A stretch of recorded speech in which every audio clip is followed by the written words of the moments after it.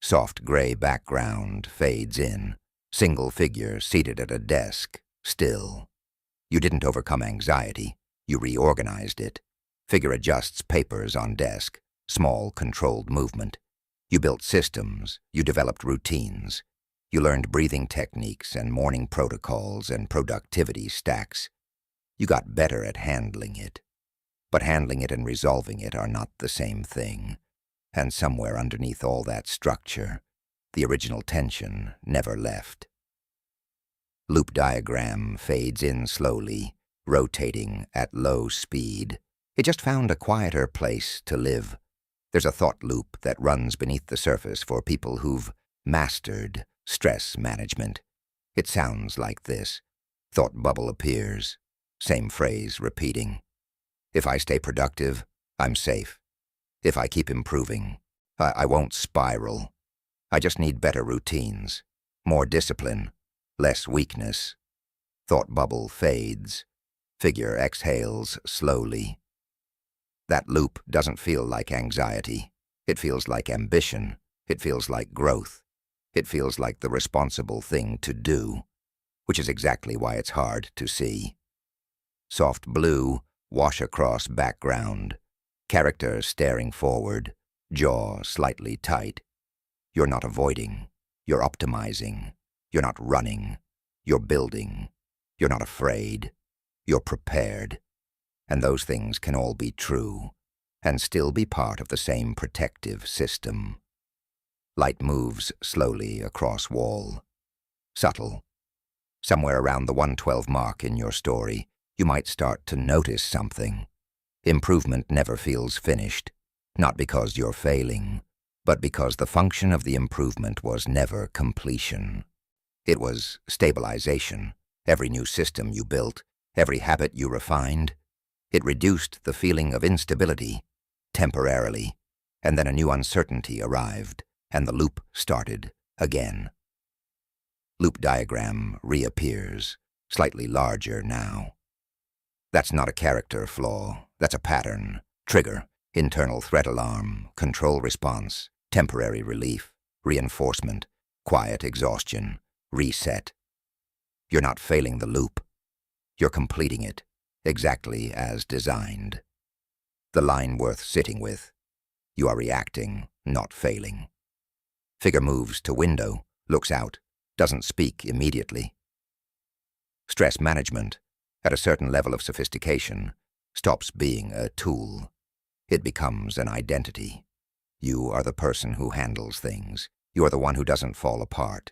You are composed under pressure, functional in chaos, measured when others aren't. Mirror reflection visual. Figure looks at reflection briefly, then away. That identity is real. The competence behind it is real.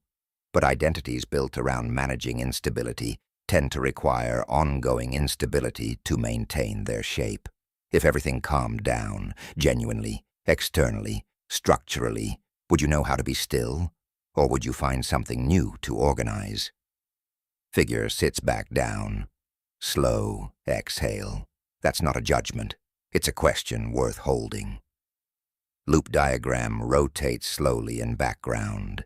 Muted green tones. Here's the mechanism underneath. When uncertainty appears, a deadline, a conflict, an ambiguous outcome, the nervous system registers it as a potential threat. For most people, that spike is temporary. It rises, and then it settles. But for someone who learned early that instability can escalate, the spike doesn't just settle, it converts. It converts into action, into planning, into control. Figure opens notebook, writes something, closes it, and the action works. The planning reduces the uncertainty. The control restores the sense of safety. So the nervous system learns. This is how we survive uncertainty. Manage it. Stay ahead of it. Never let it catch up. That's intelligent. That's adaptive. That served a real function at some point. Patterns protect before they limit. Loop diagram slows slightly. The problem isn't the pattern. The problem is that the pattern doesn't distinguish between genuine threat an ordinary discomfort. It treats ambiguity the same way it treats danger, so you end up managing things that didn't need to be managed. Preparing for scenarios that weren't coming, optimizing circumstances that were already fine. Figure looks at written page, doesn't move. And at 4:45 in, you might notice what happens when the routine breaks.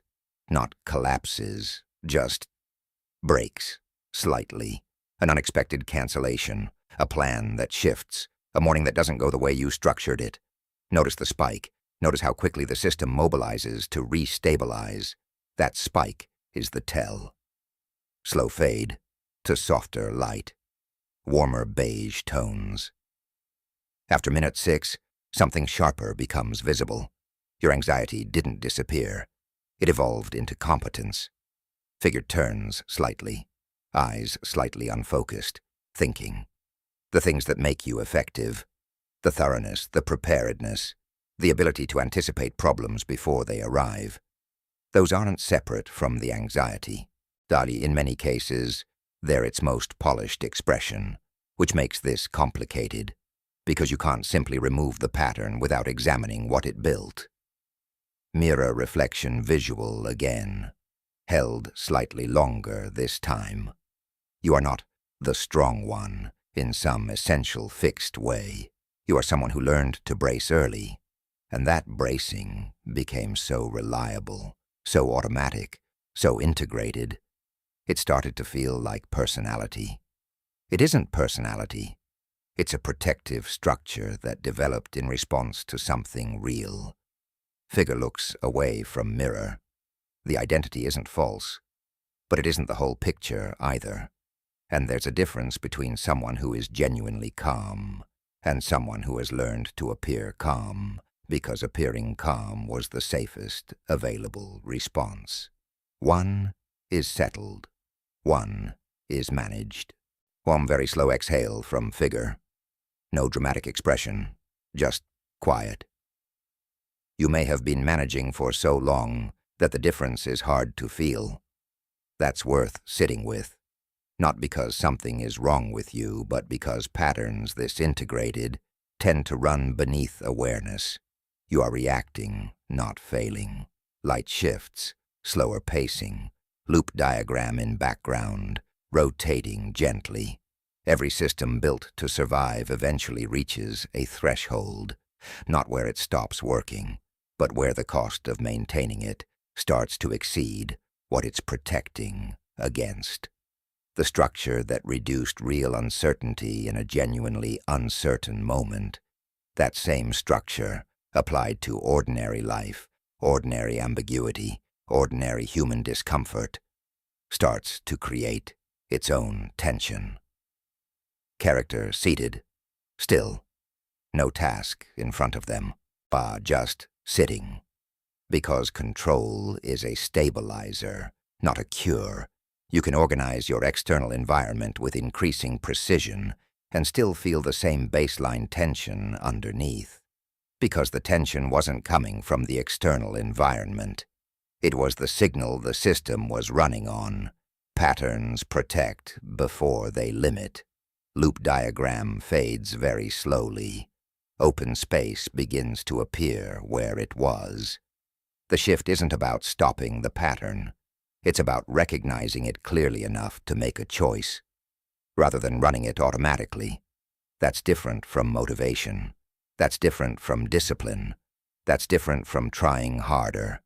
It's closer to noticing. Final scene. Figure seated near window, natural light, quiet. Notice when you are managing, not as self-criticism, just as observation. Camera light moves slowly across the wall. Notice when calm feels earned rather than allowed. Notice when stillness feels like something you have to maintain rather than something you can rest inside. Figure looks out window, doesn't move. Notice when the next uncertainty arrives, and watch the system activate. Watch it reach for structure, for preparation, for control. You don't have to stop it. Just notice that it's running. Loop diagram, very faint now, rotates one final time. then stills. You are reacting, not failing. That was always true. Soft fade, grey, still.